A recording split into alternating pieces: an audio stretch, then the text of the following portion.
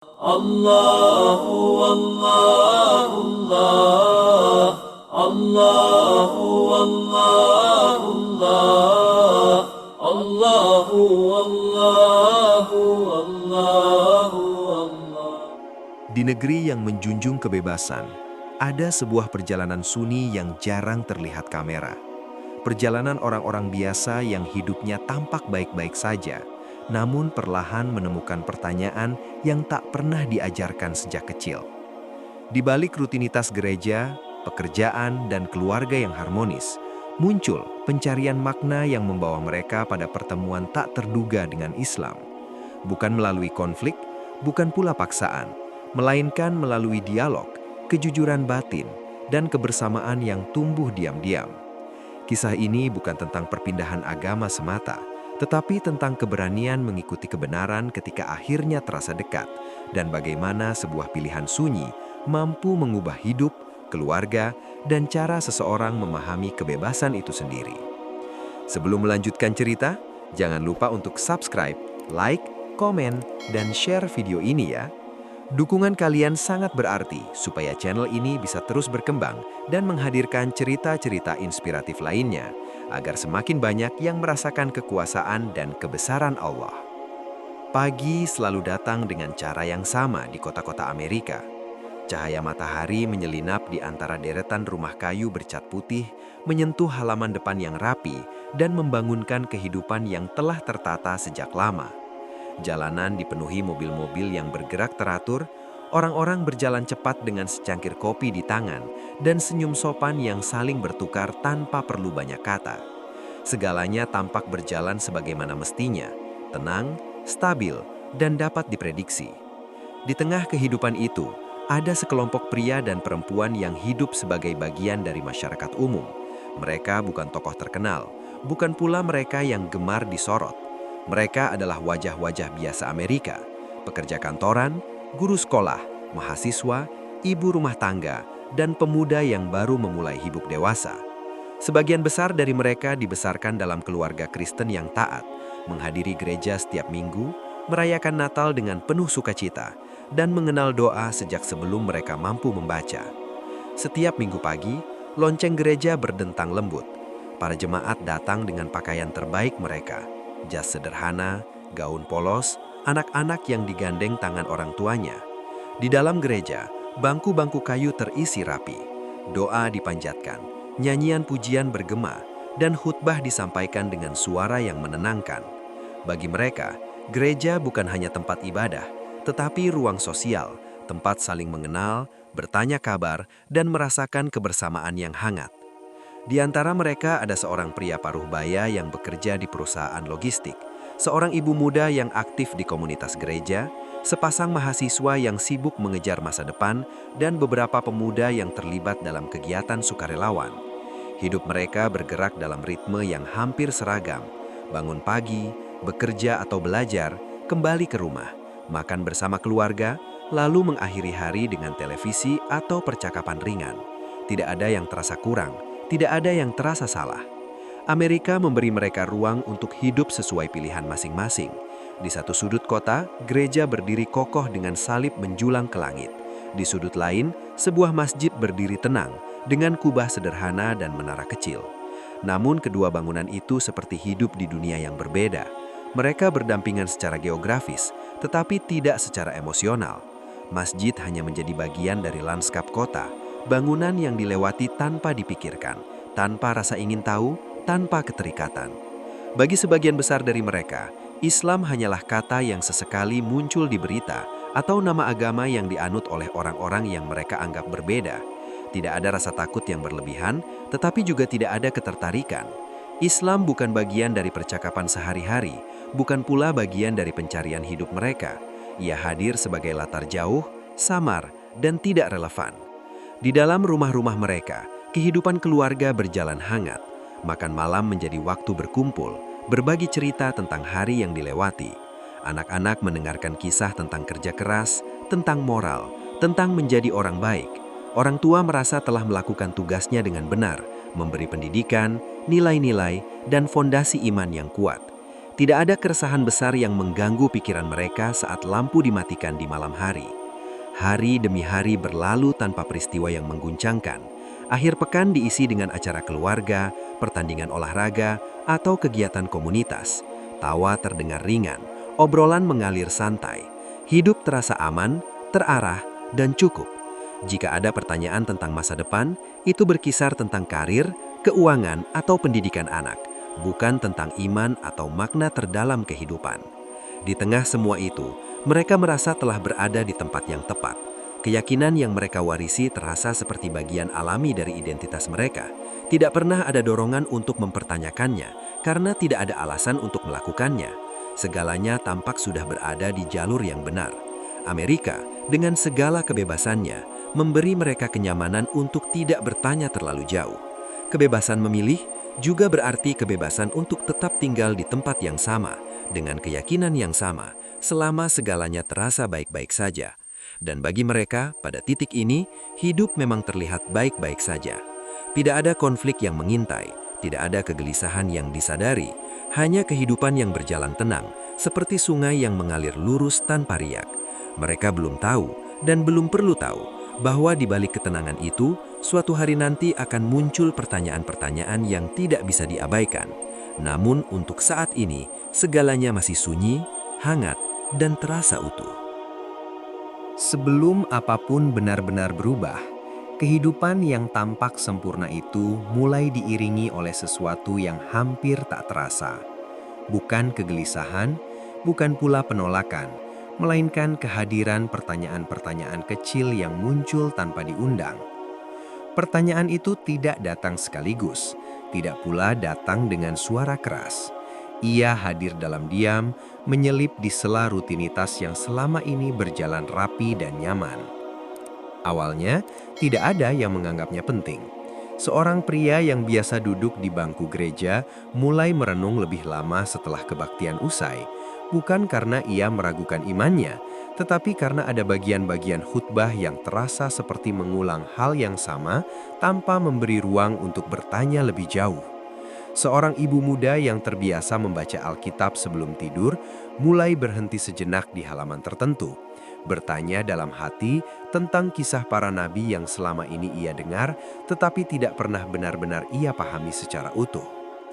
Pertanyaan-pertanyaan itu tidak mengganggu, namun terus hadir, tentang Tuhan yang Maha Esa, tentang peran para nabi, tentang mengapa beberapa kisah terasa berbeda ketika diceritakan dari satu mimbar ke mimbar lain. Mereka tidak merasa ada yang salah, hanya merasa ada sesuatu yang belum lengkap. Dan karena hidup mereka selama ini berjalan baik-baik saja, pertanyaan itu tidak mereka ucapkan keras-keras. Mereka simpan sendiri, seperti catatan kecil yang belum perlu dibaca ulang. Di tempat kerja, di kampus, atau di lingkungan sekitar, mereka mulai memperhatikan hal-hal yang sebelumnya tak pernah menarik perhatian. Seorang rekan kerja Muslim yang selalu meminta izin dengan sopan untuk sholat, seorang mahasiswa asing yang menolak minuman beralkohol tanpa merasa canggung, atau seorang tetangga yang ramah namun jarang terlihat di acara minggu pagi. Semua itu bukan pemicu konflik, melainkan sekadar potongan kecil dari kehidupan yang berbeda, namun berjalan berdampingan dengan tenang. Tidak ada debat, tidak ada perasaan terancam. Yang ada hanyalah rasa ingin tahu yang sederhana. Bagaimana mungkin orang-orang itu menjalani hidup dengan ketenangan yang serupa, bahkan dengan keyakinan yang berbeda? Rasa ingin tahu itu muncul dan menghilang, lalu muncul kembali di lain waktu, semakin sering meski tetap samar. Suatu hari, tanpa niat khusus, salah satu dari mereka menemukan potongan terjemahan ayat Al-Quran di sebuah buku atau laman internet. Tidak ada rencana untuk membaca lebih jauh, namun kalimat itu terasa langsung, lugas, dan berbeda dari yang ia bayangkan sebelumnya. Tidak menakutkan, tidak agresif, hanya terasa jelas. Ia menutup layar, melanjutkan aktivitasnya, namun potongan kalimat itu tertinggal di pikirannya lebih lama dari yang ia duga. Yang lain mendengar cerita tentang Nabi Isa dari sudut pandang Islam, bukan sebagai Tuhan, melainkan sebagai Nabi yang dimuliakan. Cerita itu terdengar asing, tetapi juga anehnya masuk akal. Tidak ada penolakan spontan, tidak pula penerimaan, hanya keheningan yang dipenuhi pertanyaan baru. Mengapa cerita yang sama bisa terasa begitu berbeda? Hari-hari kembali berjalan seperti biasa. Gereja tetap mereka datangi, doa tetap mereka panjatkan, dan kehidupan sosial tetap mereka jalani. Namun kini, di balik semua itu, ada ruang kecil dalam diri mereka yang mulai terbuka. Ruang untuk merenung lebih dalam, untuk mendengarkan, untuk tidak langsung menutup kemungkinan bahwa ada hal-hal yang belum pernah mereka pelajari. Pertemuan-pertemuan kecil itu terus berulang. Percakapan singkat di sela pekerjaan, bacaan yang tak sengaja terbaca, atau peristiwa sederhana seperti mendengar azan dari kejauhan saat melintas di sebuah kawasan Muslim. Semua terjadi tanpa paksaan, tanpa drama. Islam belum menjadi tujuan, bahkan belum menjadi pilihan, hanya hadir sebagai sesuatu yang ada, nyata, dan perlahan terasa relevan. Malam hari menjadi waktu yang paling sunyi. Di saat rumah telah tenang dan suara dunia mereda, pikiran mereka mulai bekerja lebih jujur. Beberapa di antara mereka bertanya pada diri sendiri, bukan tentang apakah keyakinan lama itu salah, tetapi tentang apakah mereka telah benar-benar memahaminya. Ada perbedaan besar antara meyakini sesuatu karena diwariskan dan meyakini sesuatu karena dipahami. Namun tidak ada keputusan yang dibuat, tidak ada langkah besar yang diambil. Mereka masih berada di tempat yang sama, menjalani kehidupan yang sama dengan rutinitas yang sama. Yang berubah hanyalah cara mereka memandang hidup, sedikit lebih dalam, sedikit lebih pelan. Pencarian ini tidak memiliki nama, tidak pula arah yang jelas. Ia hanya hadir sebagai proses batin yang jujur, tanpa ambisi untuk berpindah, tanpa keinginan untuk memberontak. Mereka belum mencari agama baru, mereka hanya mulai mencari pemahaman yang lebih utuh tentang Tuhan, tentang diri mereka sendiri, dan tentang makna hidup yang selama ini terasa cukup, namun kini mulai mereka ingin pahami lebih dalam. Ini adalah awal dari sesuatu yang belum mereka sadari sepenuhnya, sebuah fase di mana pertanyaan tidak lagi dihindari, tetapi juga belum berani dijawab. Sebuah perjalanan sunyi yang berjalan pelan di dalam hati masing-masing, tanpa saksi, tanpa sorotan, namun terus bergerak maju. Perjalanan sunyi yang selama ini bergerak perlahan di dalam hati masing-masing, akhirnya mencapai titik di mana ia tidak lagi bisa hanya dirasakan, melainkan mulai menuntut untuk dipahami. Pertanyaan-pertanyaan yang dulu hadir sebagai bisikan, kini datang dengan bentuk yang lebih jelas. Bukan lagi sekadar rasa penasaran, melainkan dorongan untuk mencari jawaban yang sungguh-sungguh. Langkah pertama yang mereka ambil terasa sederhana, hampir tidak signifikan. Beberapa dari mereka mulai membaca terjemahan Al-Quran, awalnya hanya 1 atau 2 halaman, tanpa target, tanpa niat besar. Bacaan itu tidak disertai ekspektasi apapun. Namun sejak halaman-halaman awal, mereka merasakan sesuatu yang berbeda. Kalimat-kalimatnya terasa langsung, tidak berputar, seolah berbicara kepada pembaca tanpa perantara. Tidak ada kisah yang dibungkus dengan simbol berlebihan, tidak ada penjelasan yang terasa kabur, semuanya disampaikan dengan kejelasan yang mengejutkan.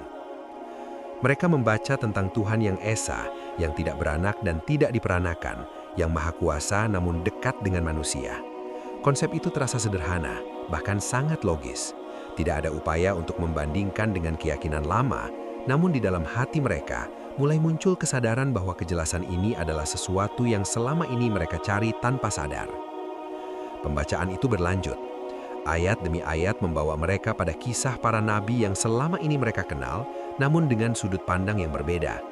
Nabi Adam, Nabi Nuh, Nabi Ibrahim, dan terutama Nabi Isa, nama-nama yang tidak asing, tetapi kini hadir dengan peran dan makna yang lebih konsisten. Nabi Isa digambarkan sebagai manusia pilihan, seorang nabi yang dimuliakan, bukan sosok yang membingungkan antara Tuhan dan manusia. Bagi sebagian dari mereka, penjelasan ini terasa seperti menyatukan potongan-potongan cerita yang sebelumnya terpisah. Seiring waktu, pencarian ini tidak lagi mereka lakukan sendiri. Percakapan mulai terjadi, meski masih terbatas dan hati-hati. Mereka berbicara dengan teman Muslim yang sebelumnya hanya menjadi rekan kerja atau kenalan biasa. Pertanyaan-pertanyaan dilontarkan tanpa nada menyerang, hanya keinginan untuk memahami. Anehnya, jawaban-jawaban yang mereka terima tidak disertai tekanan atau ajakan. Hanya penjelasan yang tenang, disertai ajakan untuk membaca dan berpikir sendiri. Namun tidak semua respons dari lingkungan sekitar sehangat itu. Beberapa teman menunjukkan sikap skeptis, bahkan khawatir. Islam masih dipandang melalui lensa media dan stereotip lama. Percakapan yang awalnya santai berubah menjadi diskusi yang lebih serius. Mereka mendengar anggapan bahwa Islam keras, tertutup, atau bertentangan dengan nilai kebebasan. Alih-alih terpancing emosi, para tokoh justru merasa terdorong untuk memahami lebih dalam, agar dapat membedakan antara ajaran dan prasangka. Dalam diskusi-diskusi itu, perbedaan antara ajaran Kristen dan Islam mulai dibahas secara lebih mendalam, tentang konsep ketuhanan, tentang dosa dan pengampunan, tentang peran manusia di hadapan Tuhan. Tidak ada perasaan ingin memenangkan argumen, yang ada hanyalah kebutuhan untuk jujur pada diri sendiri. Apakah penjelasan yang selama ini mereka terima benar-benar menjawab pertanyaan mereka, atau hanya diterima karena kebiasaan? Malam-malam mereka kini diisi dengan bacaan dan renungan yang lebih serius. Al-Quran tidak lagi dibaca sekadar untuk tahu, tetapi untuk dipahami. Mereka mulai mencatat, membandingkan, dan merenung. Beberapa di antara mereka merasakan ketenangan yang aneh. Setiap kali selesai membaca, seolah ada beban yang perlahan terangkat, meski mereka belum sepenuhnya mengerti mengapa. Konflik batin mulai terasa lebih nyata, bukan konflik antara benar dan salah, melainkan antara kenyamanan lama dan kebenaran yang terasa mendekat. Ada rasa takut untuk mengakui bahwa apa yang mereka temukan masuk akal. Ada kekhawatiran tentang konsekuensi sosial, tentang keluarga, tentang identitas. Namun di sisi lain, ada kejujuran batin yang semakin sulit sayang abaikan. Islam kini tidak lagi sekadar latar jauh. Ia hadir sebagai sistem keyakinan yang utuh, rasional, dan konsisten. Tidak semua pertanyaan terjawab, tetapi arah pencarian menjadi lebih jelas. Mereka mulai menyadari bahwa pencarian ini bukan tentang meninggalkan sesuatu, melainkan tentang menemukan sesuatu yang selama ini terasa hilang. Di titik ini, kegelisahan berubah menjadi kesadaran. Kesadaran bahwa mereka tidak lagi berada di fase sekadar bertanya, tetapi telah berdiri di ambang perubahan besar.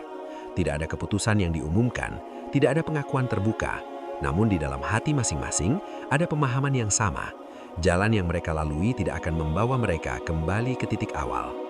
Ini menjadi penanda bahwa pencarian mereka telah memasuki wilayah yang lebih dalam dan lebih jujur. Kebenaran tidak lagi terasa jauh atau abstrak. Ia mulai terasa dekat, nyata, dan menunggu untuk dihadapi. Apapun konsekuensinya. Kebenaran yang kini terasa dekat itu akhirnya tidak lagi bisa hanya dipikirkan, karena ia perlahan menuntut keberanian untuk dihadapi dan dijalani. Apa yang sebelumnya hanya bersemayam dalam hati, kini mulai mencari jalan keluar dalam bentuk keputusan nyata, meski belum semuanya berani menyebutnya dengan suara lantang.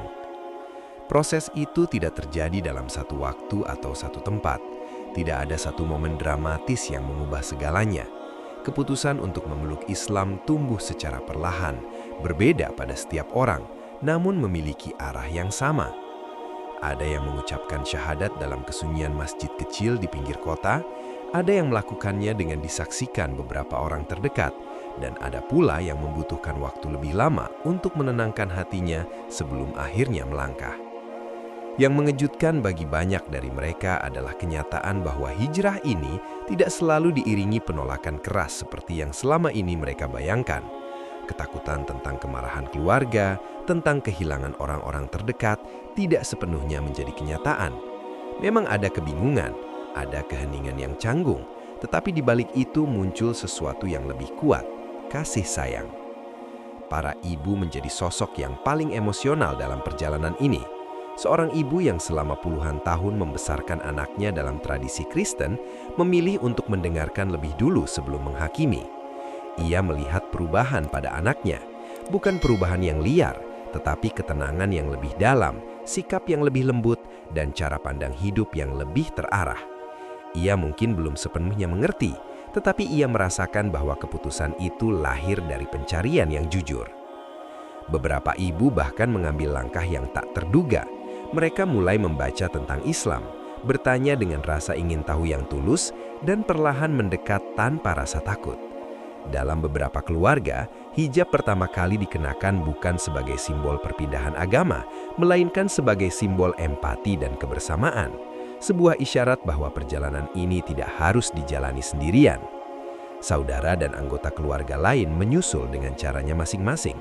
Ada yang mendukung secara diam-diam, ada yang membutuhkan waktu untuk menerima, namun jarang yang benar-benar memutuskan hubungan. Di antara rasa bingung dan keterkejutan, hubungan keluarga justru diuji untuk menjadi lebih jujur dan dewasa. Sementara itu, komunitas Muslim menjadi ruang baru yang perlahan terasa akrab. Masjid yang sebelumnya hanya bangunan asing, kini menjadi tempat yang menenangkan. Para mualaf disambut tanpa syarat, tanpa interogasi, tanpa tuntutan untuk menjadi sempurna. Mereka diterima apa adanya, sebagai manusia yang sedang belajar. Di masjid-masjid itu, wajah-wajah baru terus berdatangan. Pria dan perempuan dari latar belakang berbeda berdiri sejajar dalam sholat berjamaah. Tidak ada perbedaan status, warna kulit, atau masa lalu. Semua bergerak dalam satu barisan, satu arah. Kebersamaan ini menciptakan perasaan yang sulit dijelaskan dengan kata-kata.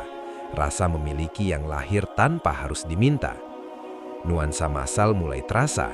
Hijrah tidak lagi tampak sebagai kisah individu, melainkan sebagai fenomena kolektif yang tumbuh alami. Mereka saling mengenal, saling menguatkan, dan berbagi cerita tentang perjalanan masing-masing. Tidak ada yang merasa paling benar, karena semua sadar bahwa mereka sedang belajar dari awal. Momen-momen sederhana menjadi sangat bermakna. Sholat pertama yang dilakukan dengan penuh gugup, doa-doa yang masih terbata-bata, dan air mata yang jatuh tanpa disadari. Bukan karena kesedihan, melainkan karena rasa lega yang akhirnya menemukan tempat berlabuh. Di tengah semua itu, perubahan tidak hanya terjadi pada para mualaf saja, tetapi juga pada lingkungan sekitar mereka. Teman-teman yang dulu skeptis mulai melihat bahwa Islam yang mereka takutkan tidak seperti yang mereka bayangkan. Keluarga yang awalnya ragu mulai melihat bahwa hijrah ini tidak menghilangkan kasih, justru memperdalamnya. Hijrah ini tidak memisahkan mereka dari dunia lama, tetapi memberi mereka cara baru untuk hidup di dalamnya. Mereka tetap bagian dari masyarakat Amerika, tetap bekerja, belajar, dan berinteraksi. Namun kini, setiap langkah terasa memiliki arah yang lebih jelas. Ini adalah puncak emosional dari perjalanan panjang itu, sebuah fase di mana keberanian bertemu dengan kasih sayang dan keyakinan bertemu dengan kebersamaan. Hijrah tidak lagi terasa menakutkan karena ia dijalani bersama, oleh keluarga, oleh komunitas, dan oleh hati-hati yang saling menguatkan. Dan di tengah kebersamaan itu, mereka mulai menyadari satu hal penting, bahwa perubahan terbesar dalam hidup tidak selalu datang dengan kegaduhan, tetapi seringkali hadir dengan pelukan, air mata, dan doa-doa yang dipanjatkan bersama. Dan di tengah kebersamaan itu, ketika pelukan, air mata, dan doa-doa telah mengiringi langkah mereka sejauh ini, kehidupan pun perlahan memasuki babak baru yang terasa lebih tenang, lebih matang, dan lebih jujur. Tidak ada ledakan perubahan yang mencolok dari luar, tetapi di dalam diri mereka, sesuatu telah berpindah ke tempat yang semestinya. Hari-hari setelah hijrah berjalan dengan ritme yang berbeda. Meski dari kejauhan tampak sama seperti sebelumnya. Mereka tetap bangun pagi, berangkat bekerja, mengantar anak ke sekolah, dan terjebak kemacetan di jam-jam sibuk. Namun kini setiap aktivitas itu diiringi kesadaran baru, bahwa hidup tidak lagi sekadar rangkaian rutinitas, melainkan amanah yang dijalani dengan tujuan yang lebih jelas. Sholat menjadi poros baru dalam kehidupan mereka. 5 waktu yang awalnya terasa asing, perlahan menjadi penanda waktu yang menenangkan. Tidak selalu mudah, tidak selalu sempurna, tetapi konsisten. Di sela kesibukan Amerika yang bergerak cepat, mereka menemukan ruang hening untuk berhenti sejenak, menundukkan kepala, dan mengingat siapa diri mereka di hadapan Tuhan. Dari situlah ketenangan yang dulu sulit dijelaskan, kini menemukan bentuknya. Sebagai Muslim baru, mereka belajar banyak hal tentang kesabaran, tentang disiplin, dan tentang kerendahan hati. Tidak ada tuntutan untuk menjadi sempurna, karena mereka sadar bahwa perjalanan ini masih panjang. Kesalahan masih terjadi, kebingungan masih muncul, tetapi kini mereka tidak lagi merasa sendirian. Ada komunitas yang berjalan bersama, menguatkan tanpa menghakimi. Di lingkungan sekitar, perubahan ini perlahan terasa. Teman kerja yang dulu hanya melihat Islam dari berita, mulai melihatnya melalui wajah-wajah yang mereka kenal. Bukan melalui slogan, bukan melalui perdebatan, tetapi melalui sikap dan perilaku sehari-hari. Islam hadir bukan sebagai ancaman, melainkan sebagai nilai yang membentuk manusia menjadi lebih tenang, lebih bertanggung jawab, dan lebih peduli. Keluarga pun menyesuaikan diri dengan cara mereka sendiri. Percakapan menjadi lebih terbuka, lebih jujur. Perbedaan keyakinan tidak lagi menjadi tembok, melainkan ruang dialog.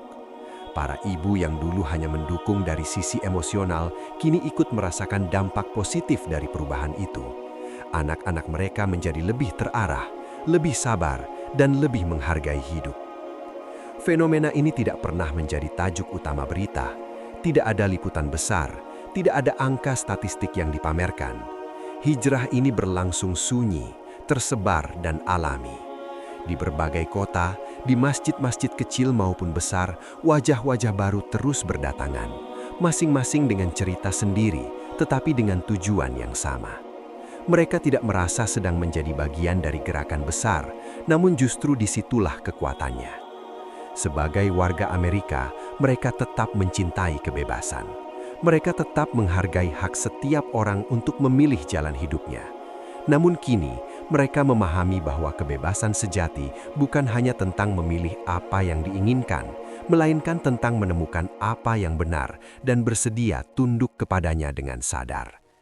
Islam memberi mereka definisi baru tentang kebebasan. Kebebasan dari kebingungan, dari pencarian tanpa arah, dari hidup yang terasa penuh tetapi kosong. Identitas baru ini tidak menghapus masa lalu mereka. Justru sebaliknya, ia menyatukan perjalanan hidup mereka ke dalam satu garis yang utuh. Semua pencarian, semua pertanyaan, dan semua keraguan yang pernah mereka alami kini menemukan tempatnya. Tidak ada yang sia-sia, setiap langkah membawa mereka ke titik ini.